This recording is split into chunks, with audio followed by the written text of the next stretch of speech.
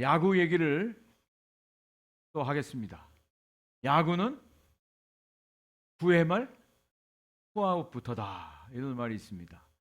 그래서 아웃 카운트 하나만 남겨놓고도 어떤 일이 벌어질지 모른다라고 하는 그런 뜻이죠. 또 야구는 끝날 때까지 끝난 것이 아니다라고 하는 요기베라라고 하는 유명한 야구 선수의 말이 회자되고 있습니다. 어떤 일이 벌어질지 모른다는 거예요. 그래서 어떤 분들은 이 야구는 인생과 같다. 우리의 인생 라이프하고 같다고 그렇게 얘기도 하고, 어떤 목사님은 야구는 우리 신앙과 너무 비슷하다라고 하는 얘기까지 합니다. 그 야구 용어 가운데 구원투수가 있습니다. 구원투수. 이 신앙 용어하고 비슷한 게 많아요. 구원투수가 있고요. 그리고 희생 번트가 있어요. 희생 플라이. 희생하는 것도 있고. 그리고 야구가 점수 나는 것은 그냥 일루 갔다가 홈으로 돌아오면 점수가 안 됩니다. 반드시 어떻게 해요? 1루와 2루와 3루를 돌아서 홈에 들어와야만 그게 점수가 됩니다. 우리 신앙생활도 그냥 쇼컷이 없습니다. 하나님께서 우리에게 허락하신 그 모든 과정들을 다 겪어야만 홈으로 들어올 수 있어요. 하나님의 구원의 역사도 그렇습니다. 그래서 야구는 인생과 같고 야구는 신앙과 같다. 이렇게 이야기하죠. 2025년 월드 시리즈가 누가 우승했죠? 다저스가 지금 나와야 되는 거예요. 이렇게. 바로 이겁니다. 월드 시리즈 다저스가 우승을 했습니다. 그래서 뭐 퍼레이드를 하고 난리가 아니었습니다. 어떤 선수는 우승하고 나서 66시간 동안 잠을 못 잤답니다. 그 우승의 감격과 흥분 때문에 잠이 안 오르더라는 거예요. 이 사람이 피곤했을까요? 안 했을까요? 전혀 피곤하지 않았습니다. 잠을 안 자도 피곤하지 않아요. 우승의 그 기쁨을 만끽을 했습니다. 근데 여러분 잘 보셔서 아시는 것처럼 이 다저스가 그냥 쉽게 우승한 것이 아니었어요. 마지막 7차전까지 가는 어려운 경기 가운데 극적인 역전 드라마를 연출을 했습니다. 저는 이 야구 경기를 보면서 그런 생각이 들었어요. 누군가 이 다저스에게 우승을 주기 위해서 누군가 뒤에서 이렇게 움직이셨다라고 하는 그런 생각까지 들었습니다. 경기가 어떻게 이렇게 될 수가 있지? 각본 없는 드라마라고 하는 것처럼 게임으로 2대3으로 다저스가 지고 있었습니다. 그래서 다시 토론토로 가서 6차전, 7차전을 하는데 6차전, 7차전 중에 한 경기만 토론토가 이기면 그냥 토론토의 우승으로 끝납니다.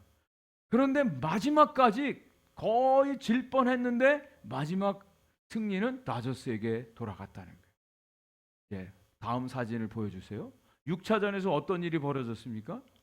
마지막 9회 말에서 토론토 선수가 볼을 쳤는데 이 공이 저 외야 펜스하고 그라운드 사이에 탁 박혔어요. 야구를 몇십 년 했던 감독조차도 이런 일은 처음 봤다는 거예요. 만약에 이 공이 거기에 틈새에 끼지 않고 그냥 플레이가 됐다면 토론토가 역전할 수 있는 기회가 됐어요. 그런데 공이 딱 거기 가서 박힘으로 그라운드 룰 더블이라고 하는 자동 2루타가 돼서 토론토가 역전을 못했습니다.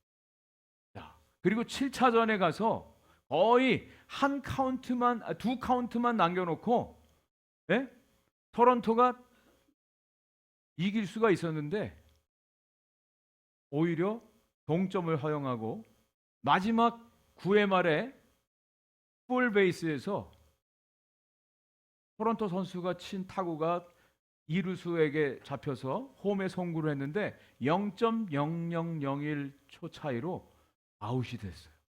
이럴 수가 없거든요. 보통은 다 세이브 될 수 있는 상황인데 그게 안 됐어요. 그 다음 사진.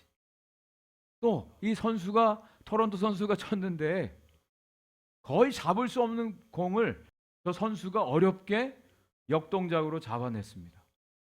그런데 저 선수가 너무나 타격을 못해서 감독이 엔트리에서 뺐어요. 마지막 저 순간 바로 전에 이 선수를 대수비로 들여보냈는데 이 선수가 파에스 선수죠. 파에스 선수가 이것을 어렵게 잡았어요. 완전히 다 토론토 이길 수 있는 경기인데 그렇게 안 되더라고요. 그리고 마지막 10일에 초공격에서 스미스 선수가 홈런을 쳐서 다저스가 우승을 하게 돼요. 야, 이 야구 경기도 그냥 선수들이 하지만 누군가 보이지 않는 힘이 저 경기 가운데 작동을 하고 있다라고 하는 것을 직감할 정도로 그런 경기였습니다. 우리 인생도 그러지 않을까요?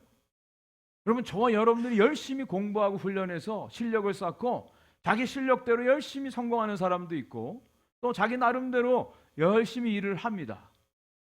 그런데 우리의 힘 가지고 안 되는 일들이 너무너무 많다는 거죠. 세상 사람들은 그걸 운이라고 얘기를 합니다. 그런데 저와 여러분들은 분명히 하나님의 존재를 믿고 있어요.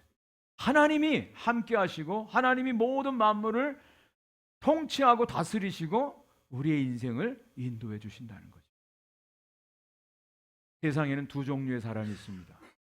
어떤 사람들은 늘 불안해합니다. 가질 거 다 가지고 있고 자기의 일도 있고 가족도 있고 한데 늘 불안해요. 왜? 내일 당장 어떤 일이 일어나면 어떡하지? 그 모든 것들을 잃어버리면 내가 어떡하지? 그런 불안과 염려 가운데 살아가는 사람들이 있어요. 그런데 정말 저와 여러분들 하나님을 믿는 사람들은 나의 인생의 실력과 지식과 모든 경험이 있다 할지라도 이 인생이 나의 힘으로 되지 않는다는 것을 너무나 잘 알기에 우리를 도와주시고 오늘도 인도해 주시고 우리를 보호해 주시고 공급해 주시는 하나님이 계시다라고 하는 이 믿음을 가지고 살아가는 사람들은 동일하게 어려운 일 다 당합니다. 위험도 당합니다. 그러나 우리 마음 가운데 평안함이 있어요. 믿는 구속이 있다는 거예요. 하나님이 이 모든 세상 만물을 주관하고 다스리시고 저와 여러분들의 인생도 붙들어서 인도해 주고 있음을 우리는 분명히 믿습니다. 이것을 믿고 살아가는 것이 신앙생활이에요. 그럴 때 담대함이 있어요. 그럴 때 평안함이 있습니다. 기쁨이 있습니다. 하나님이 없는 사람들은 그날그날 우운에 맡기고 염려와 근심 가운데 살지만 하나님을 믿는 저와 여러분들은 하나님의 놀라우신 은혜 가운데 오늘도 평안 가운데 살아가는 것입니다. 자, 감사는 누가 할 수 있을까요? 우리 감사라고 하는 단어를 참 많이 씁니다. 근데 정말 진정한 감사는 누가 할 수 있을까요? 여러분, 감사라고 하는 것은 이 하나님을 알고 하나님께서 우리의 모든 인생을 주관하고 인도하시고 도와주심을 알고 경험하고 깨닫는 사람이 하나님께 감사하는 삶을 살 수 있습니다. 오늘 본문이 이렇게 시작됩니다. 오늘 본문 1절 2절을 다 같이 다시 한번 읽어보겠습니다. 시작. 여호와께 감사하라. 그는 선하시며 그 인자하심이 영원하미로다. 여호와의 속량을 받은 자들은 이같이 말할지어다. 어떤 사람들이 이같이 말하라고요? 하나님의 속량을 받은 사람들은 이같이 말할지어다 그랬어요. 속량이 무엇입니까? 돈을 주고 값을 지불하고 샀다는 거죠. 가품이 되었다라고 하는 것입니다. 하나님의 인자하심과 하나님의 선하심을 이 속량의 구원의 은혜를 경험한 사람들은 이같이 말할지어다 명령형으로 되어 있어요. 역으로 말하면 이 하나님의 놀라운 은혜를 경험하지 못한 사람은 말로는 감사를 할 수 감사라는 단어는 얘기할 수 있지만 진정한 감사는 아닙니다. 하나님께 감사하는 성도들, 성도라고 하는 것은 이 하나님의 은혜를 입은 사람들을 말합니다. 하나님의 이 놀라운 은혜를 경험한 사람들이 바로 성도입니다. 우리가 지난 10월달 한 달 내내 종교개혁의 5개의 솔라에 대해서 말씀을 드렸습니다. 저와 여러분들이 어떻게 구원을 받았습니까? 어떻게 하나님의 백성이 되었습니까? 어떻게 천국 백성으로 살아갑니까? 오직 하나님의 은혜요, 하나님의 사랑이요, 하나님의 돌보심의 결과였습니다. 그래서 모든 대적의 손에서 건짐을 받고 또 모든 죄악 가운데서 구원함을 받은 성도들은 이같이 말할지어다. 감사할 수밖에 없고 감사를 하나님 앞에 올려드리는 진정한 성도의 삶을 살게 됩니다. 우리 비디오 클립을 하나 보여드리겠습니다.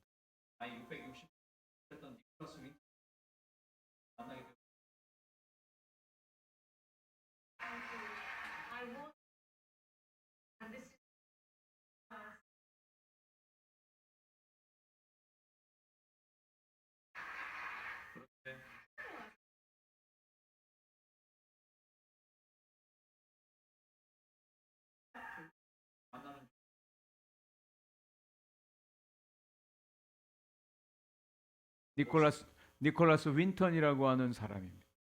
2차 세계대전 때 유대인들 어린아이 669명을 구출했어요. 60년이 지나서 어느 날 이분을 초청했어요. 그를 통해서 구원받은 사람들 가만히 있을 수가 없어요. 은혜를 경험한 사람들은 감사할 수 있습니다. 아니, 감사해야만 되고요, 감사함이 그 사람의 본분이요, 의무요, 책임이 될 것입니다. 오늘 본문 말씀에서는요, 이 하나님의 놀라운 구원을 경험한 사람들, 그 사람들이 정말 하나님 앞에 감사하는 아름다운 시편의 내용입니다. 어떤 사람이 어떻게 구원을 받았는가? 첫 번째로는 인생의 방황과 죄악 가운데 구원받은 것에 대해서 감사하는 거예요.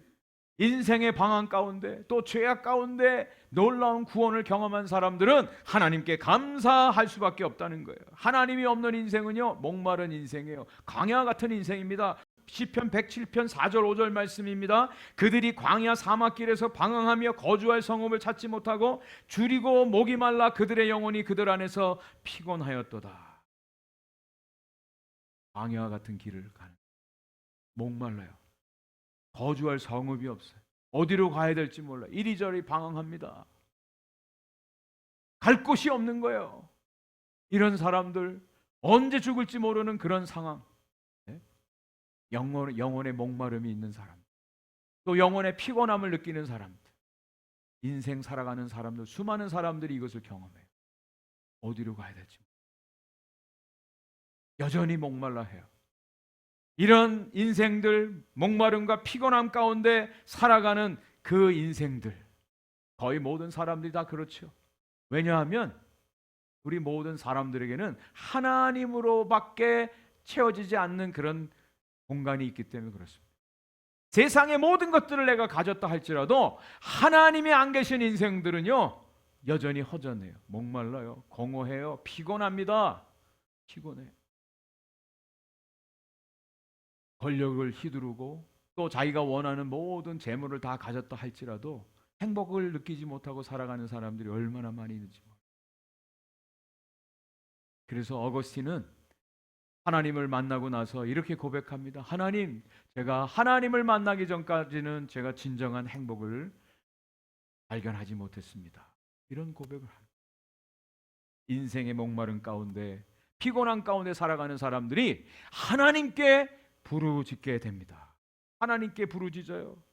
그럴 때 진정으로 하나님을 만날 때 인생의 참된 행복을 누리게 되죠. 여러분, 퍼즐을 아시죠? 많은 사람들이 인생의 퍼즐 하나를 맞추지 못해서 여전히 배고프고 목마르고 공허함과 피곤한 가운데 살아가는 사람들이 있어요. 이 퍼즐, 하나님으로만 채워질 수밖에 없는 이 퍼즐이 맞춰져야만 진정한 기쁨과 행복이 있는 거죠. 그 하나님을 만나는 것이 진정한 기쁨입니다. 그래서 사도 바울이 사도행전에서 아테네에 있는 사람들에게 설교할 때 이렇게 설교를 합니다. 사도행전 17장 26절 27절입니다. 인류의 모든 족속을 한 혈통으로 만드사 온 땅에 살게 하시고 그들의 연대를 정하시며 거주의 경계를 정하셨으니 이는 사람으로 혹 하나님을 더듬어 찾아 발견하게 하려 하심이로다. 그 아테네에 사는 사람들이 자기가 원하는 것을 얻기 위해서 우상들을 만들었어요. 우상들이 다 천지에 널려 있어요. 그래도 행복하지 않아요. 목말라요. 피곤해요. 바울은 그것을 간파하고 말하는 겁니다. 너희들이 목마른 이유가 무엇인지 아느냐? 이 모든 만물을 창조하신 그 하나님을 아직 만나지 못했기 때문에 그렇다. 그 하나님을 더듬어서라도 찾게 될 때 진정한 인생의 목적을 깨닫게 되고 하나님 주시는 평안을 얻게 된다고 설교하고 있는 거죠. 저는 이 구절이 얼마나 마음에 와 닿는지 몰라요. 하나님이 사람들이 하나님을 더듬어 찾아 발견할 수 있도록 하나님이 여러 곳에 하나님 자신의 기운과 하나님의 그 성품, 그 하나님의 능력을 다 담아 놓으셨다. 자, 하나님을 발견한 사람, 이 하나님의 은혜를 깨달은 사람, 이렇게 찬양하고 고백합니다. 8절 9절입니다. 같이 한번 읽어보겠습니다. 시작. 여호와의 인자하심과 인생에게 행하신 기적으로 말미암아 그를 찬송할지로다. 그가 사모하는 영혼에게 만족을 주시며 줄인 영혼에게 좋은 것으로 채워주심이로다. 아멘. 여기에 분명히 보세요. 8절 말씀 보니까 여호와께서 인자하심과 인생 중에서 행하신 무엇으로요? 기적으로. 여러분 기적을 경험하셨습니까? 기적을 경험하고 사십니까? 대답이 없으시죠. 그냥 당연한 것입니까? 우리가 살아가는 게 기적 아닙니까? 더더욱 더 큰 기적은 우리가 하나님을 만난 기적. 이거는 우리의 가장 큰 기적 중에 기적입니다. 지난달 10월 1일 날 버지니아에서 제프 제라지라고 하는 64살의 중년 남성이 짐에서 운동을 열심히 하고 집으로 가다가 갑자기 심정지가 왔어요. 심정지가 와서 운전하던 그 자동차가 사고를 냈습니다. 완전히 심장이 정지된 상태. 근데 이 사람이 사고를 낸 그곳이 어디냐면 디팍 탈레자라고 하는 심장 전문의 병원 앞에서 사고. 닥터가 그 소리를 듣고 나와서 보니까 이 사람이 사고 냈는데 완전히 심정지가 온 거예요. 그 자리에서 응급처치를 하고 911 콜을 해서 8분 내에 앰뷸런스가 와서 이 사람이 살아났어요. 그래서 병원에 누워 있으면서 이렇게 고백을 했답니다. 하나님의 기적입니다. 심정지 누구든지 올 수 있는 거 아닙니까? 그런데 자동차 사고 누구든지 당할 수 있는 거 아닙니까? 그런데 그것이 병원 앞에서 사고가 났어요. 하나님이 이 사람의 생명을 살려주셨다 고백을 하는. 저는 이 사람만이 기적을 경험하는 게 아니라 저와 여러분들이 오늘도 기적 가운데 살아가고 있다고 믿습니다. 세상 사람들의 눈에는 그것이 기적이지만 하나님의 눈에는 일상이요 하나님의 은혜입니다. 그래서 저와 여러분들이 이 하나님의 은혜를 경험할 때 하나님 앞에 감사할 수밖에. 자, 그다음에 또 우리 인간들은요, 인간의 어리석음과 죄악 가운데 고통을 당하게 돼요. 그 속에서 하나님이 건져주신다고 말씀해주고 있습니다. 오늘 본문 이제 107편 10절 11절 말씀에 사람이 흑암과 사망의 그늘에 앉으며 곤고와 쇠사슬에 매임은 하나님의 말씀을 거역하며 지존자의 뜻을 멸시함이라. 17절에는 이런 말씀이 나옵니다. 같이 한번 읽겠습니다. 시작. 미련한 자들은 그들의 죄악의 길을 따르고 그들의 악을 범하기 때문에 고난을 받았다. 고난을 받는 게 무엇 때문이라고요? 악을 범하기 때문에. 하나님의 말씀을 따르지 않을 때 우리 안에 고통이 와요. 환난이 와요. 고난이 있음을 말씀해주고 있습니다. 이것에 대해서 미련하다고 말하고 있어요. 자기는 가장 똑똑하다고 생각할지 모르지만 가장 미련한 인생이에요. 왠 줄 아세요? 모든 만물을 하나님 만드셨어요. 하나님의 뜻대로 이루어져요. 그런데 하나님을 모르고 자기 마음대로 운전해 가는 것처럼 위험한 것이 없어요. 지난주에 제가 칼럼에도 쓰고 말씀드렸죠. 하나님의 은혜로 현대 아이오닉 5 하나님이 선물로 주셨어요. 그런데 너무너무 차가 좋더라고요. 소리도 안 나더라고요. 잘 나가더라고요. 근데 이 차를 처음 넘겨봤고 기어를 어떻게 넣는지 몰라서 30분을 헤맸습니다. 왠 줄 아세요? 매뉴얼을 안 읽어봤거든. 아무리 좋은 차라도 매뉴얼을 모르는 상태에서 운전하면 사고 나요. 헤맵니다.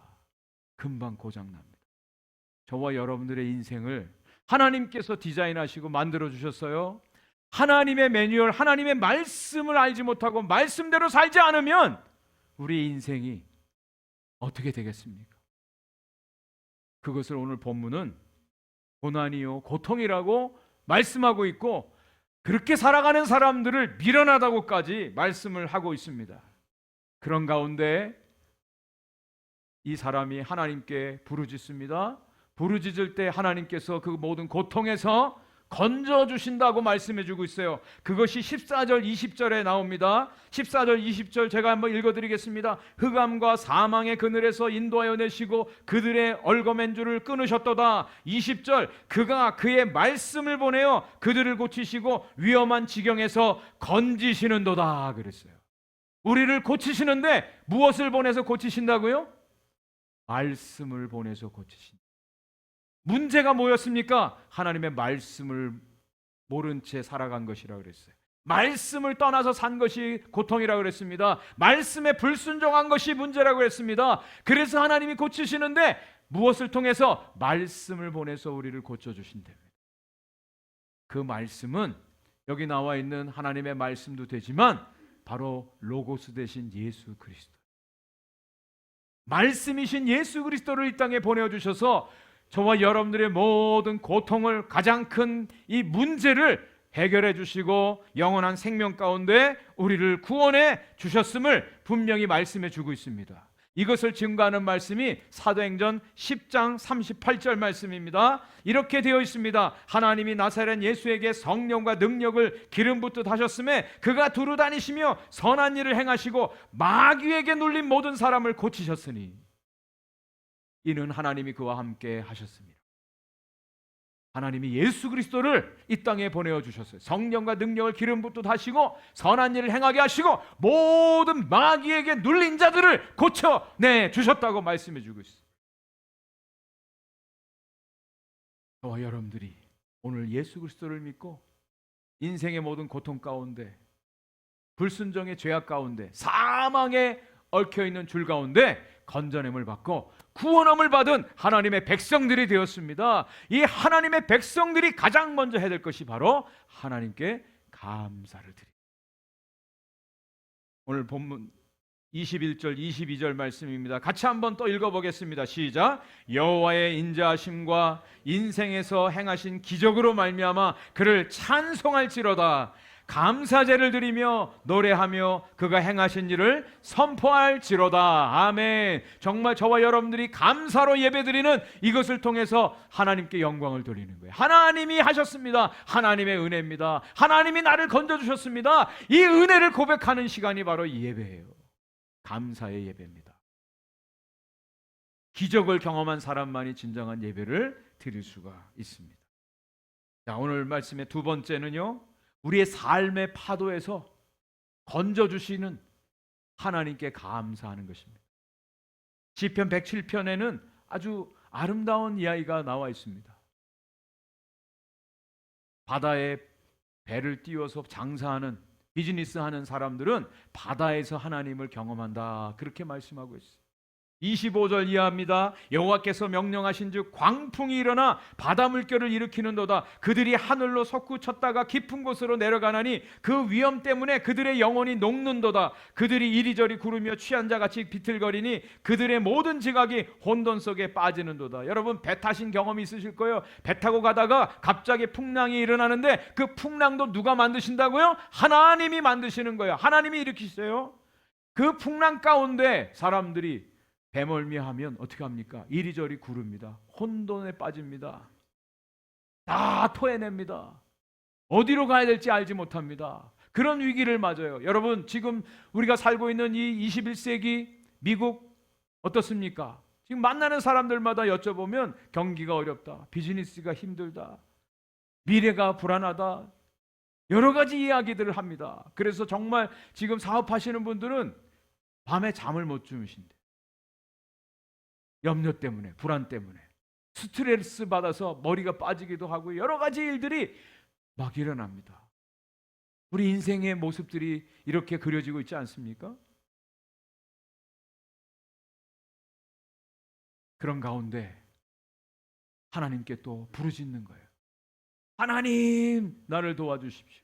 하나님, 나를 건져주십시오. 그럴 때 하나님께서 구원해 주세요.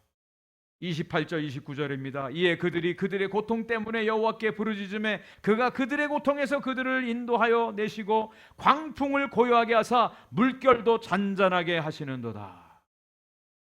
풍랑을 맞아서 어디로 가야 될지 알지 못하고 혼돈 가운데 피곤한 가운데 어찔어찔 하는데 하나님께서 건져 주신다는 거예요. 하나님이 구원해 주신다는 거예요. 여러분, 혹시 여러분의 인생이 지금 어려운 풍랑을 맞아서 힘들어 하십니까? 하나님이 알고 계세요. 하나님께 맡기십시오. 하나님께 온전히 아뢰십시오. 부르짖으십시오.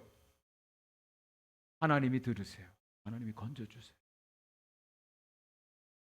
고요한 가운데 하나님께서 소원의 항구로 인도해 주신답니다. 역시 또 한 번의 기적을 경험한 사람들은 하나님께 인자하심과 인생에 행하신 기적으로 말미암아 하나님을 찬양하고 감사하게 됩니다. 자, 영상을 하나를 또 보여드리겠습니다.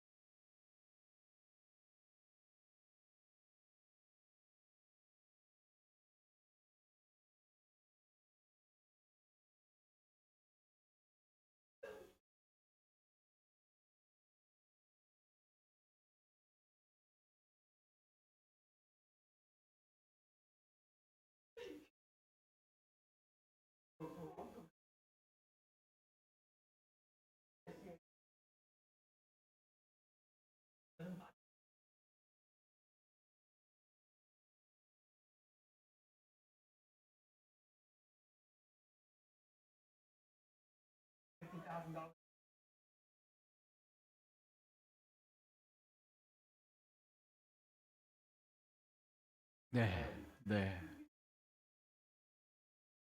리얼인지 아니면 연출된 건지는 잘 모르겠습니다. 그런데 감동이 있습니다.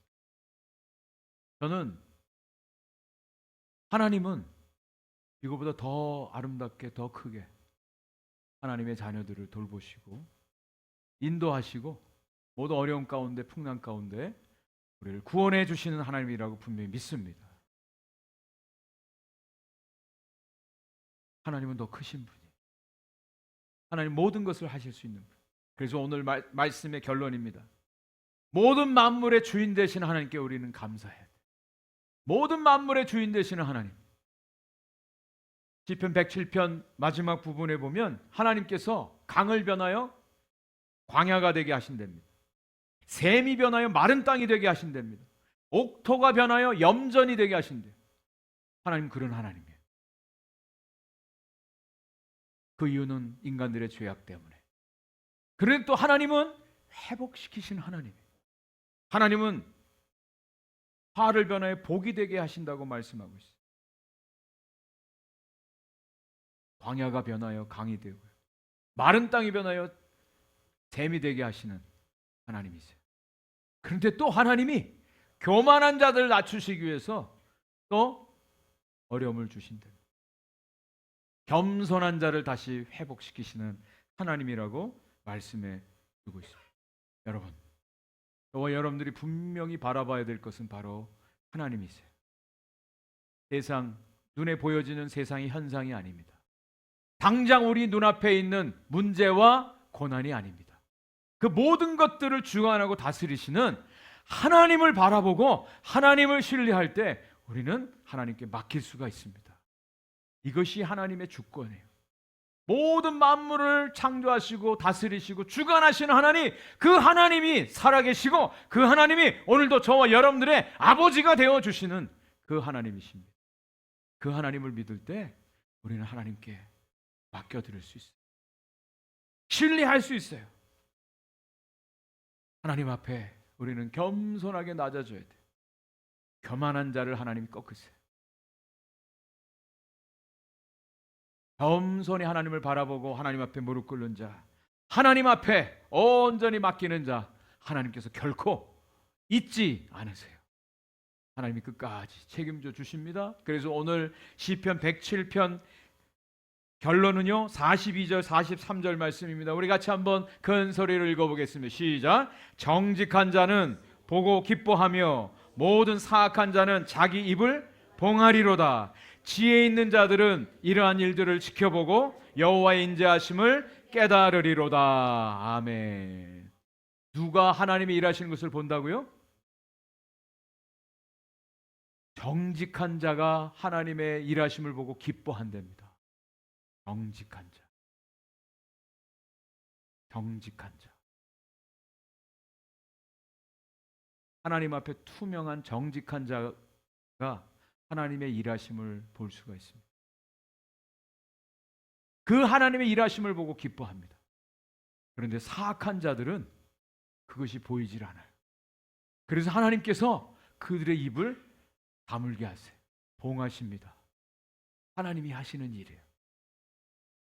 그리고 정말 진정으로 하나님께 감사하는 사람은 바로 지혜로운 사람. 지혜 있는 자들이 하나님의 행하신 일들을 보고 하나님의 크심을 찬양하고 하나님 앞에 감사할 수가 있습니다. 여러분, 우리 자녀들 가운데도요, 정말 이런 아이들이 있죠. 아빠나 엄마가 행한 그 일에 대해서 그것을 인정하고 칭찬하고 감사하는 그 아이들에 대해서는 더 해주고 싶어. 더 주고 싶은 마음이 있어요. 더 많은 것들로 채워주고 싶은 마음이 있습니다. 가장 지혜로운 자녀는 부모가 하는 그 일에 대해서 기억하고 감사하는. 이번 한 주간 이제 2025년 11월 우리 감사의 달을 맞이해서 이번 한 주간 우리 오픈독의 성도 모두가 하나님이 행하시는, 하나님이 이루신 그 놀라운 구원의 일들로 인해서 구체적으로 감사를 표현하는 그런 시간들이 되었으면 참 감사의 예배를 드리십시오. 하나님을 기억하고 하나님 앞에 감사의 고백을 구체적으로 드리십시오. 그냥 하나님이 내 마음 아시죠? 그게 아니라 여러분의 입술로 하나님의 행하신 일을 간증하십시오. 고백하십시오. 선포하십시오.